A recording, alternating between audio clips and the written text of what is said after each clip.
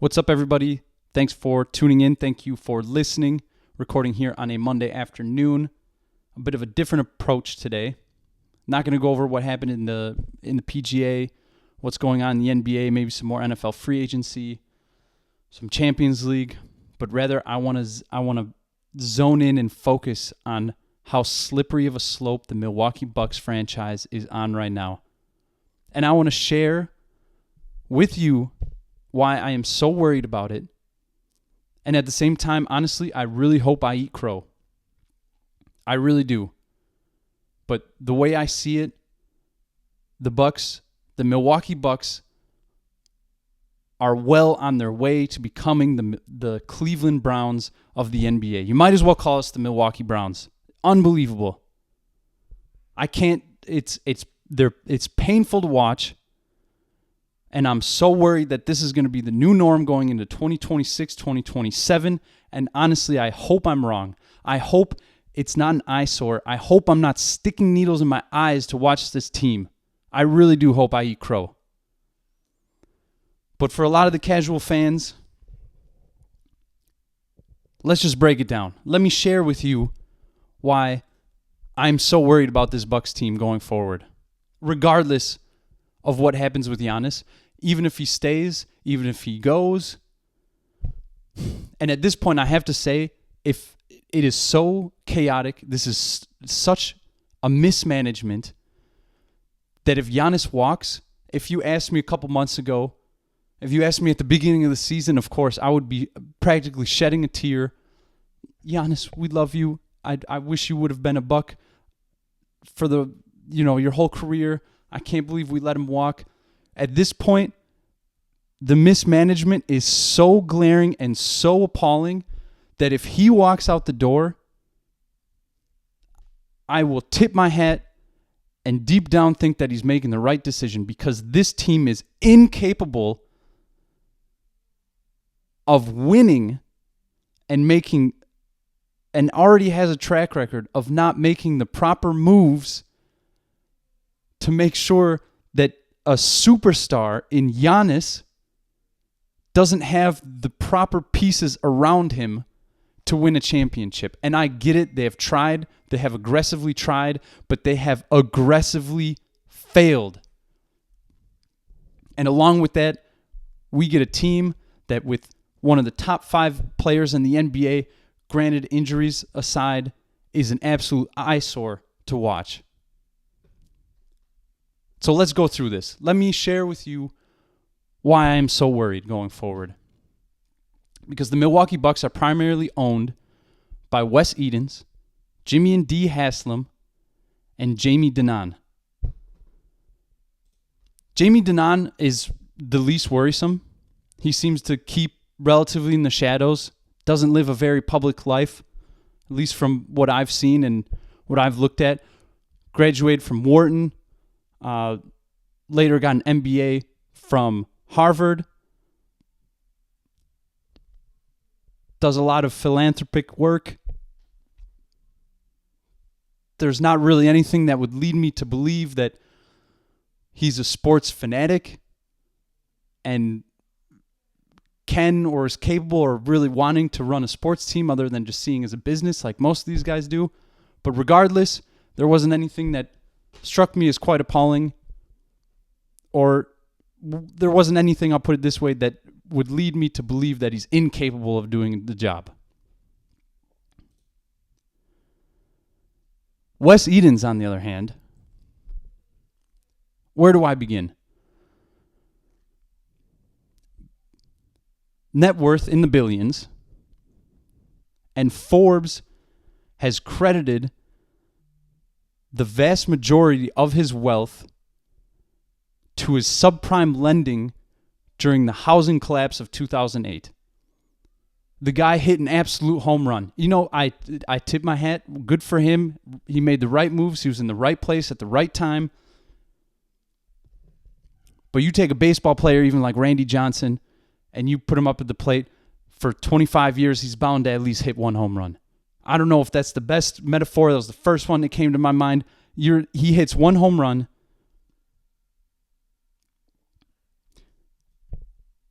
his assets in the past 3 years have declined 40%. Apparently has gone from $4.3 billion down to $2.5 billion in the last 3 years.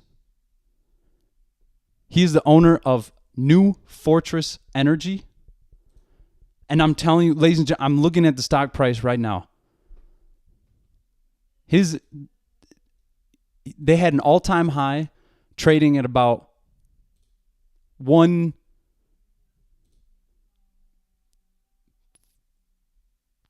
$60. This was back in August 2022. This is where I'm seeing the high at. Do you want to know what it's trading for today? 80 cents. That's right. Over 5 years, it has dipped over 98%. Over the last year alone, down 94%. Talk about a rocket straight south. I don't want to call the guy anything. I'm so nice, I don't even want to make quick judgments. Everywhere I look, it's going south.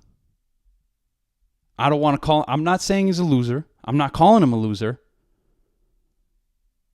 I'm just saying he doesn't have very good presence. Other than the home run he hit, his track record does not look good.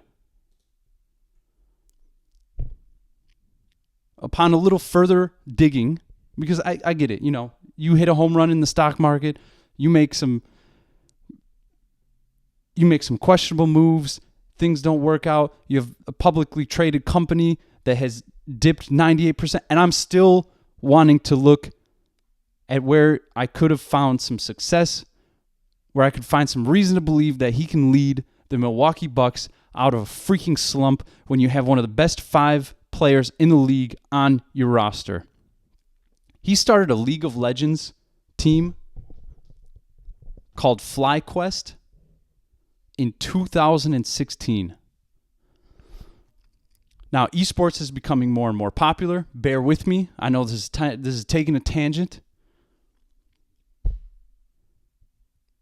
But he started this League of Legends team in 2016. A professional esports team.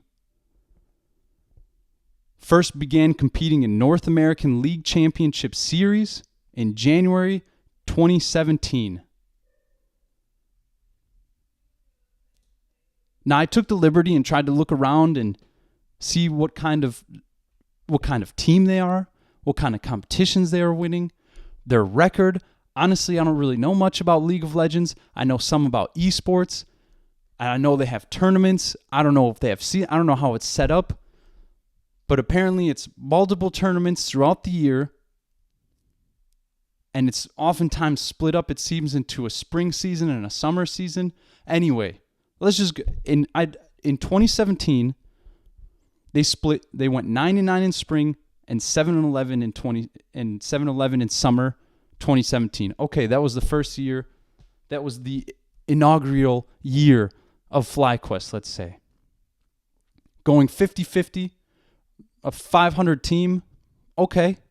Next year, 8-10, 9-9.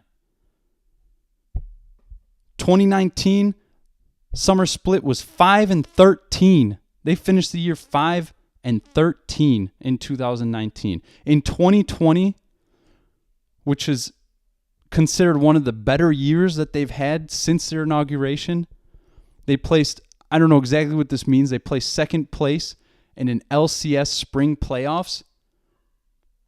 But that second place also meant they were 0-3 against this team called C9. I don't know how it works, but they got their asses handed to them. Excuse me, they got spanked by this team C9, but still managed to finish in second place. And that's still considered one of their better years since their inauguration.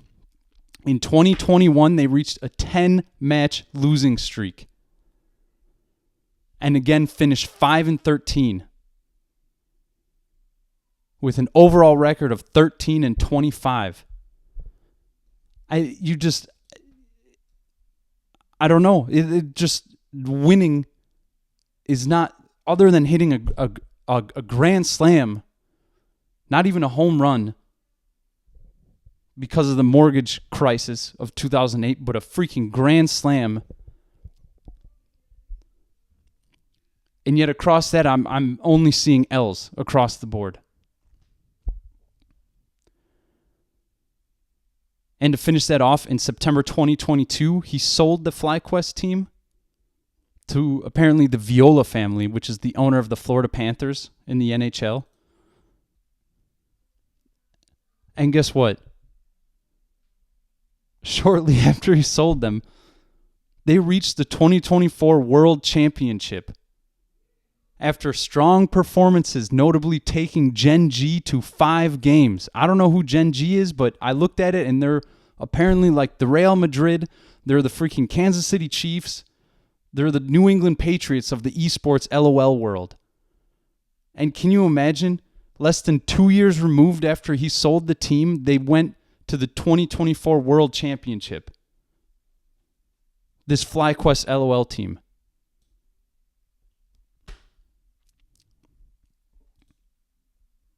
Anyway, take that as, digest it however you will. This is the guy, this is one of the leaders of your Bucks organization right now. However, just when we thought it was getting bad, it can potentially and is getting worse with the Haslam family. Jimmy and Dee Haslam, founders, owners of the Haslam Group. Famously known for owning the Cleveland Browns. That is right. They are the owners of the Cleveland Browns. I don't even know if I want to go over the Browns' resume. You know, all right. Let's just go. Since they took over in 2013, the Cleveland Browns, and I can assure you, you will find, if you ask 500 Cleveland Browns fans, you will find one that will tell you that the Haslam family is capable of leading them to I don't even say Super Bowl. I would just ask successful season. I scoured the Browns Reddit page. My goodness, it is. If you want to see some negative stuff, I mean, have some fun. Go down a rabbit hole. Read about the Browns and what their fan base thinks about the Haslam family. Owning, not as individuals, not as individuals, as their capabilities to own and manage and lead their beloved Cleveland Browns. In 2013, they went 4-12. 2014, 7-9. 2015, 3-13. 2016, 1-15. Just when you couldn't think it could get any worse, in 2017, the Cleveland Browns were the paper bag of the NFL. They went 0-16, didn't even win a single game, ladies and gentlemen. 2018, they went 7-8-1. 2019, 6-10. 2020 with Baker Mayfield, they went 11-5. They went to the playoffs, and they beat the Steelers in a wild card round, 48-37. An absolute shootout. Baker Mayfield was 21 of 34, 263 yards, 3 TDs. That was when Ben Roethlisberger was still quarterbacking the Steelers. He was 47 of 68. Woof, talk about dishing the rock. Threw it twice as many times as Mayfield for 501 yards, 4 TDs, and 4 interceptions. The Browns won 48-37 and then moved on to the divisional round where they got bounced by the Chiefs. Patrick Mahomes and the Chiefs. The start of that dynasty. And yes, I did say dynasty. That was in 2020. In 2021, and by the way, in 2020, that was their first playoff victory since 1994, when they also went 11-5. 2021, they went 8-9.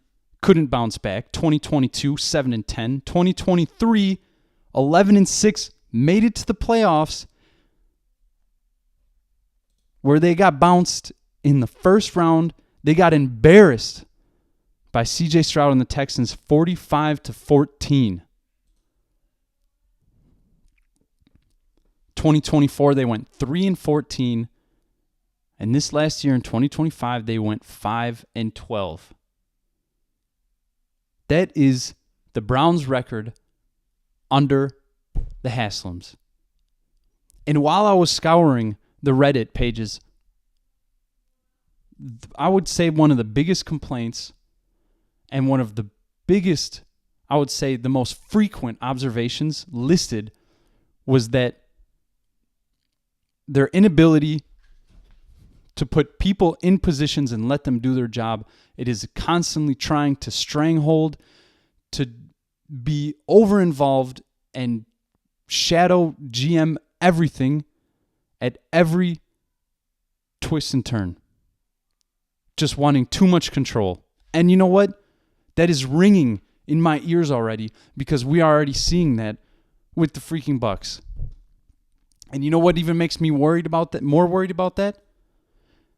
Is that, well, the Bucks this year in January announced that President Peter Fagan would be leaving after 12 years of reign,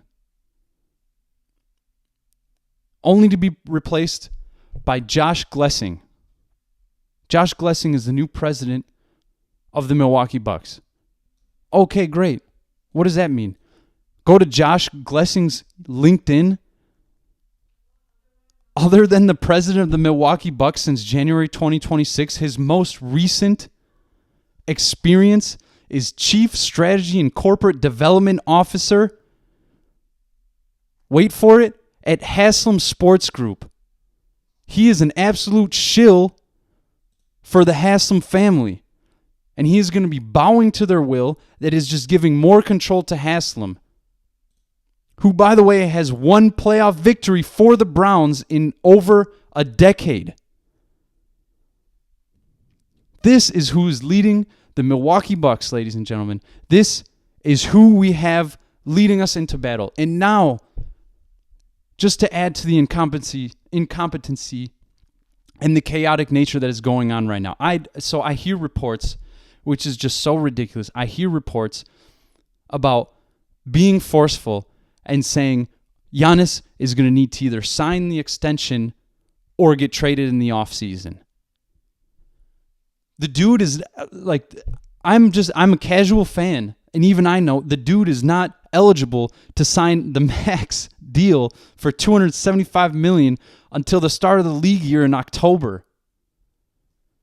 He's not even eligible. I believe it's October 3rd. He's not even eligible to sign the new contract until October 3rd. How? So what is this going to be, like a written agreement? And I get it. I get it why it needs to be done, because we do need to know if Giannis is going to be on the team or he's not going to be on the team, so Eden and Haslam can make bad decisions knowing whether he's going to be there or not.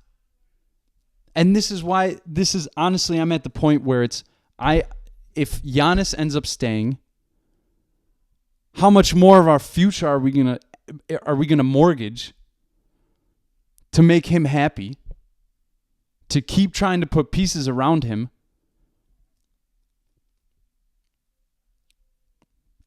Because we all know the Dame deal.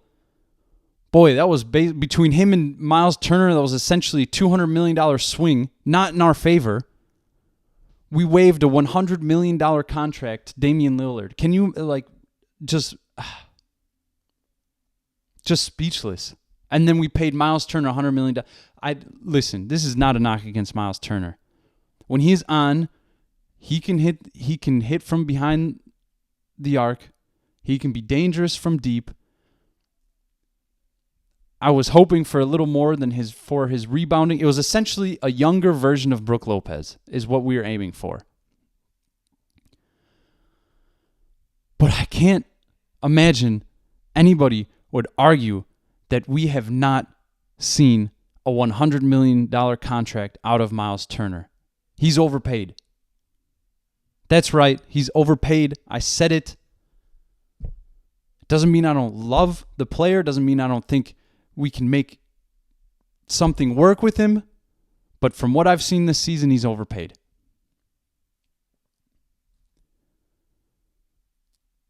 And the longer that this issue with Giannis rolls on, the more worried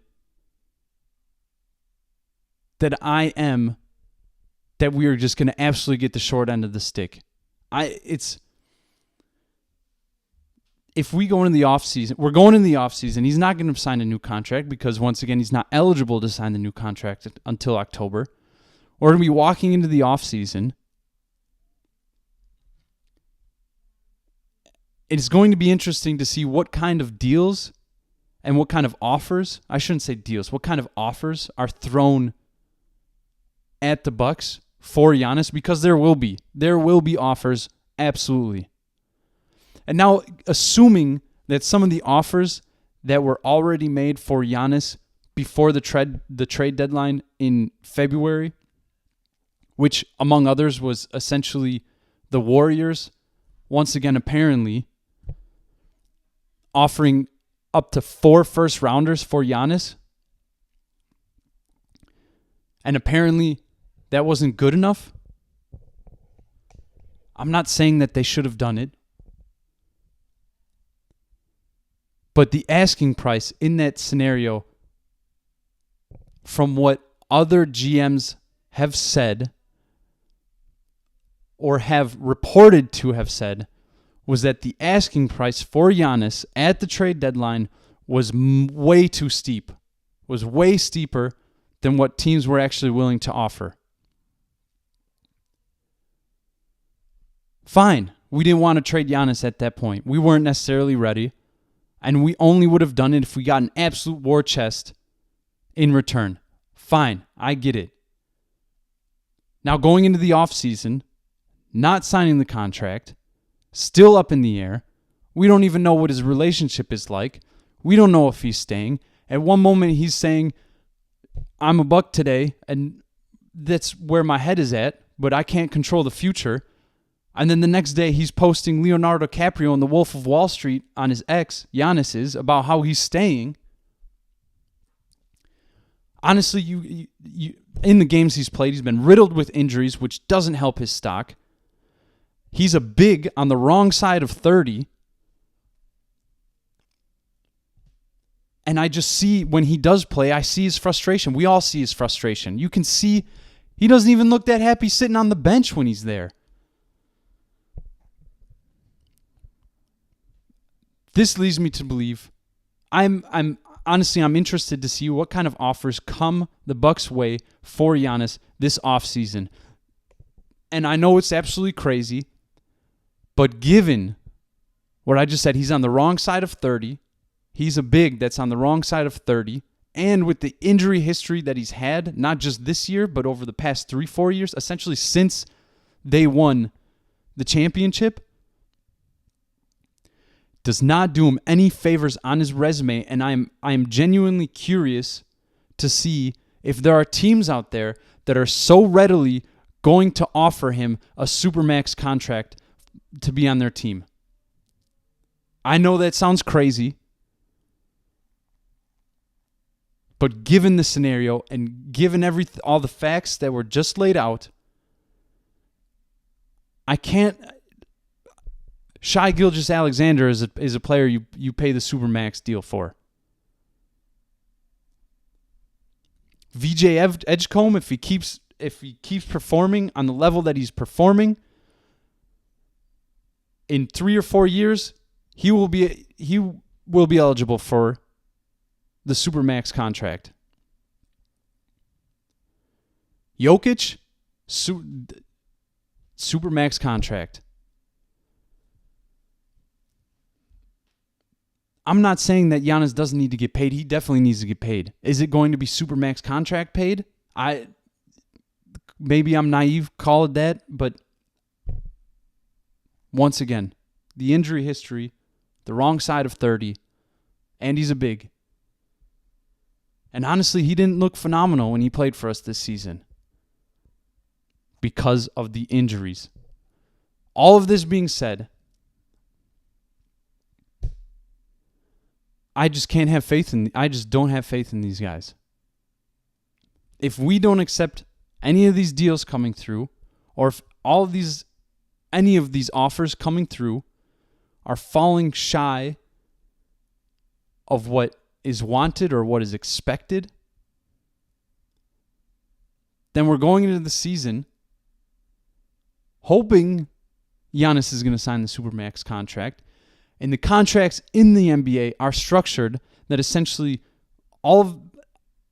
barring any restrictions on two-way contracts or any sign-in trades, the free agents are essentially locked into their teams for a minimum of 3 months, meaning that people don't really come available to be traded and dealt before late December anyway, which is why we see a lot of trades in January, especially towards the end of January, and especially the week before the end of the trade deadline in early February.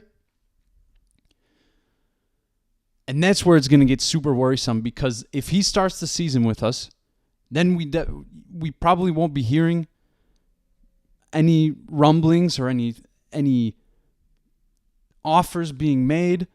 There'll probably be phone calls made behind the scenes, whatnot. There may be, but people are going to get sick of it quick, and it's not going to be a story that's going to last 3 months. But come January, it is going to hit the burner so hard. And if we are going to be in desperation mode, and this is the biggest fear that I have. Giannis still a Buck, playing on the last year of his contract, not having signed the Supermax with us. And now it is January. We're caught in the middle of the dance floor, and we don't have a partner. And the music's about to start. And I know that even Hasselman said himself has come out and said that we cannot have that as an organization for a player of his caliber to be on the last year of his contract. But from my perspective, given his track record, I would not be surprised if we're back here in January talking about how Giannis hasn't signed his deal, is still a Milwaukee Buck, and the trade deadline is less than 3 weeks away.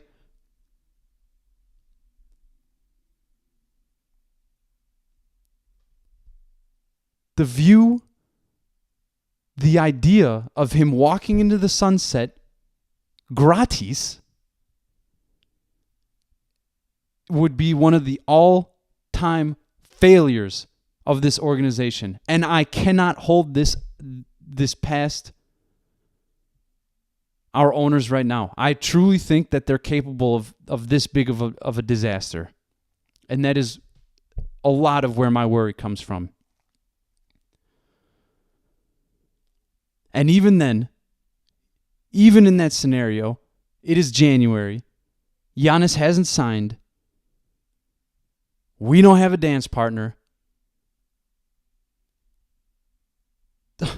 They will line up. I promise you, they will line up. And if we end up selling Giannis, I honestly don't even know what's worse. Obviously, we're going to sell Giannis for 40 cents on the dollar because we're going to be the desperate ones. We, the Milwaukee Bucks, the current team who Giannis is under contract with, is going to be the desperate party in this situation? Can you imagine that? That is how bad and chaotic and mismanaged this organization is right now, and is entirely capable of being come January. And I know people out there are going to think this is ridiculous, and there are people who are going to be laughing. And honestly, I hope I eat crow on this. I really do, because I do not want to be found in this situation where we end up trading Giannis away for a first rounder and a G Leaguer that's on a 2-way contract.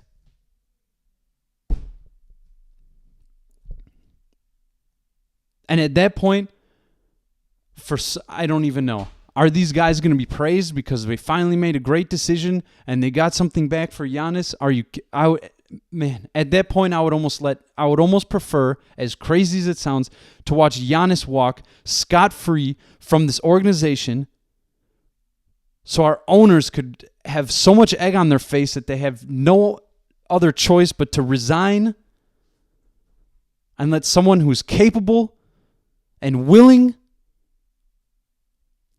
manage and operate this organization. The Bucks are at a crossroads. We're on a slippery slope, and the people who are leading the charge, I have absolutely zero faith in. By the way, in 2022, do you remember the Cleveland Browns quarterback who signed a fully guaranteed $230 million contract? Even after facing numerous sexual misconduct lawsuits and injury issues?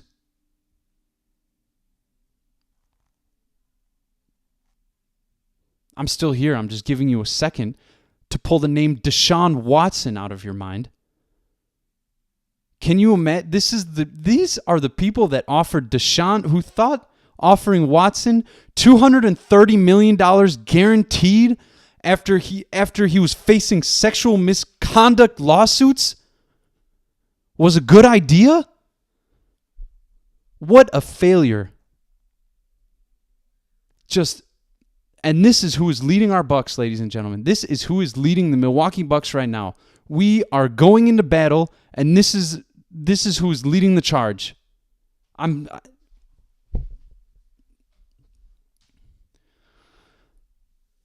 need to go drink maybe a decaf, have some tea. I need to relax, take some breaths, have a minute.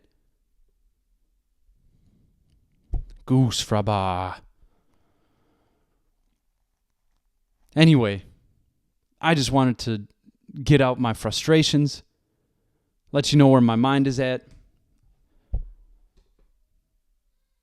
I really hope I had something better to say. I'm an eternal optimist, and yet I really am struggling big time to find the optimism.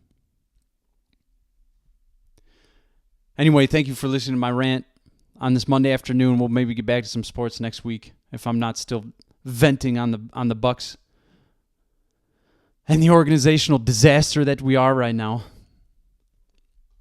But that shouldn't stop you from having a phenomenal week. Spring is on the horizon.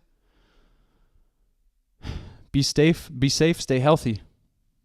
See you guys. Thanks for watching. Thanks for listening.